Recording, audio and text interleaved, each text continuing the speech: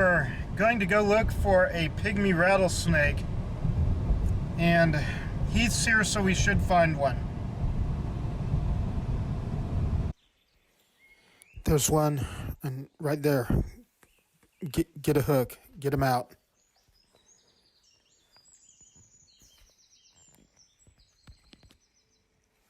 Yeah. Okay. Here we have just a regular adult western pygmy rattlesnake. And he is not wanting to stay still. We're going to see if we can get some shots of him.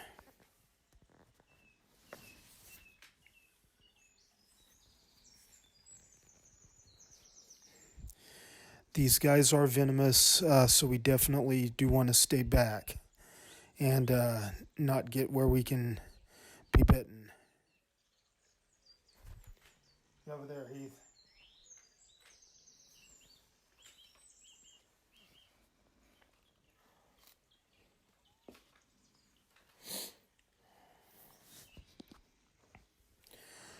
These guys are probably, I'm pretty sure they are the smallest venomous snake in Oklahoma. Some people say we have coral snakes in the southeast part of the state, and I don't buy that. I don't think one's ever been found. I don't think there's a biological record of one. This would be our smallest venomous snake, and that's the pygmy rattlesnake. This guy actually is not too far into the woods from where we started hiking, and hopefully he's going to stay still and let us to continue photographing him.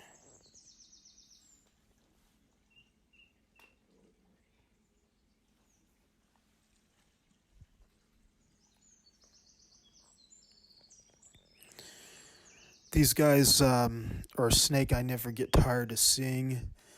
They always have a lot of attitude, even when they rattle and strike, which isn't often unless you're harassing them or bothering them. They still just possess that rattlesnake-like personality, and it makes them really, really fun to observe from a distance.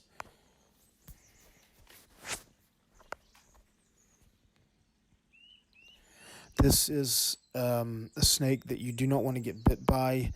I don't believe that I've ever heard of any fatalities from a western pygmy rattlesnake bite, but they do have venom, and I don't think they can deliver a lot of it. They are a smaller snake. They maybe get a foot long, if lucky, if they live to be that long. Probably a foot and a half is approaching record for them, and these guys are just really fascinating, and we're gonna get a few more pictures and send this guy on his way.